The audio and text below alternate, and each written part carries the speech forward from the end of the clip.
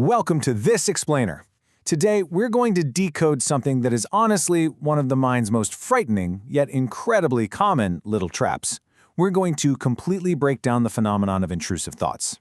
And we're going to do it using simple, clear words so you can finally understand exactly what is happening in your head. So if you've ever felt kind of betrayed by your own brain, or maybe you want to support someone who does, well, you are in the exact right place. Okay, let's dive right into this. Have you ever been standing on a really high balcony and suddenly thought, what if I jump?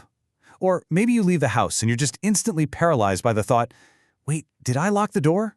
Or perhaps, even more distressingly, a thought flashes through your mind saying, what if I hurt someone? These sudden alarming scenarios can be, honestly, deeply unsettling. You might feel a massive rush of adrenaline, maybe even full-on panic. But I want to assure you right now, you are absolutely not alone. And having these thoughts does not mean what you probably think it means. Section 1. What are intrusive thoughts? In the simplest words possible, intrusive thoughts are unwanted thoughts, images, urges, or mental what-if scenarios that just suddenly enter your mind out of absolutely nowhere. They can feel disturbing, embarrassing, violent, or just completely irrational. Like the fear of yelling something totally inappropriate in a quiet, crowded room. That's another great example. Now, the absolute most important takeaway here is this. Having a thought is not the same as wanting to do it. Think of your brain like a giant radio antenna that sometimes just picks up weird random static. People are usually so disturbed by these thoughts precisely because they go completely against their true values. They feel alien because, well, they literally are alien to your actual character. Moving on to Section 2, why do they happen? So the crucial point here is looking at what actually fuels these thoughts. Our brains misfire way more often when they're under strain. Things like stress, anxiety, lack of sleep, burnout, and major life changes. They all act like lighter fluid for intrusive thoughts. Actually, even perfectionism and overthinking play a massive role. Let me explain this in really simple terms. Everyday exhaustion and stress make your brain so much more susceptible to generating these sudden unwanted alarms. Think of it kind of like a smartphone running on 1% battery. When your internal battery is that incredibly low, your mind's filtering system gets glitchy, letting all these junk thoughts just slip right through the cracks instead of automatically blocking them out like it normally would. It's also really important to note that while pretty much everyone experiences intrusive thoughts from time to time, they do show up heavily in some specific mental health conditions. If you're dealing with obsessive-compulsive disorder, an anxiety disorder, post-traumatic stress disorder, or depression, your brain is already operating on a super heightened alert system. This makes intrusive thoughts not just common, but sometimes essential, really repetitive feature of what you're navigating every single day. If this sounds like you, please know it's simply a reflection of your nervous system being stuck in overdrive. It is absolutely not a flaw in who you are.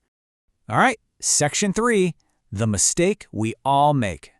Now, what's really interesting here is the contrast in how we naturally handle these thoughts versus what actually works. Our totally natural human survival reaction is to try and force the thought away. We try to prove to ourselves we would never do it. We analyze it over and over, and we seek constant reassurance from our friends or family. But here's the catch. By fighting it so hard, the brain starts treating the thought as really dangerous and super important.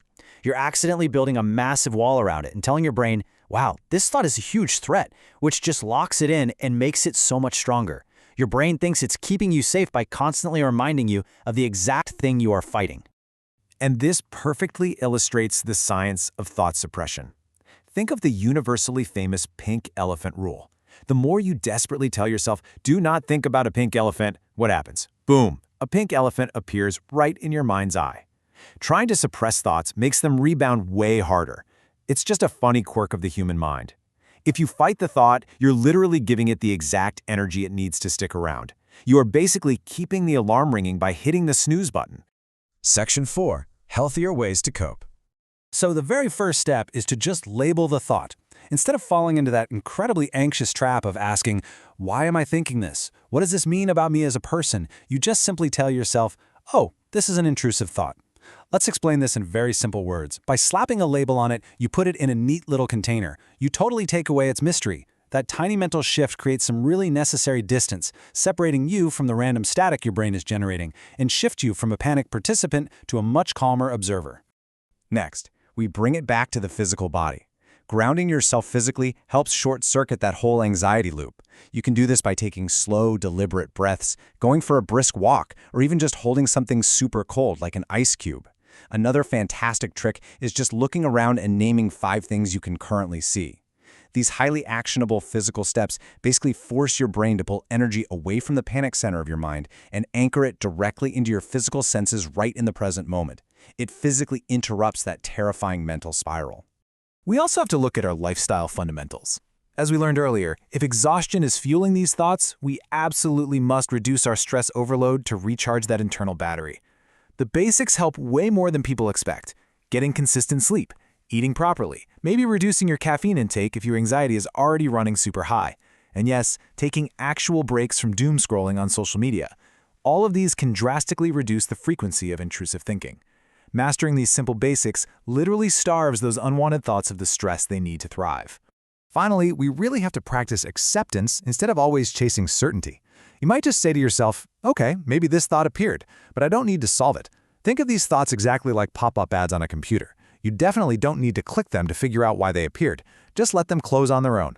Letting the thought pass without overanalyzing it is a much, much healthier response than exhausting yourself trying to achieve 100% certainty that the thought means nothing. The brain can generate random fear-based content entirely automatically. It doesn't contain some hidden truth about your character, so you just don't have to engage with it.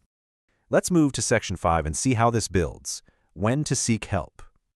Now, the really great news is that highly effective professional tools exist for this. Cognitive behavioral therapy, or CBT, and exposure and response prevention, known as ERP, are therapies specifically designed to help with repetitive, highly distressing thoughts.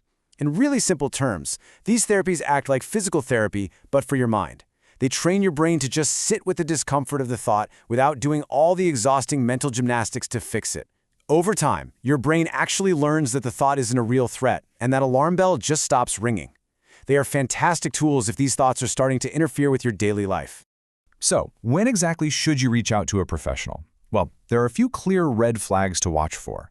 If these thoughts start consuming a lot of your time, if they make you actively avoid certain places or people, if they cause you to start doing checking rituals, like, say, checking the stove 20 times before you can leave, or if they severely affect your sleep or your work, it is definitely time to seek support. You do not have to just live with that level of constant, severe distress. Real help is out there. And there is one critical safety threshold we really must talk about clearly. If intrusive thoughts ever shift from feeling like unwanted, distressing fears to feeling like you might actually act on self-harm or harm to others, you must seek immediate support from a mental health professional or an emergency service. Reaching out for emergency support is a brave and completely necessary step. Please do not hesitate if it ever crosses that line. I want to conclude the core lesson of this explainer with a really powerful reminder. Intrusive thoughts are often sticky because they scare you, not because they reflect your intentions. Read that again in your mind. Honestly, it's a profound relief. They stick around simply because they trigger your fear system, completely independent of what you actually want to do. Which brings us to the end of our explainer. Armed with this really simple, clear understanding of how the brain misfires and how fighting it only makes it worse, I want to leave you with one final thought. So the next time a strange, jarring thought pops into your head out of nowhere, will you fight it or will you just let it pass?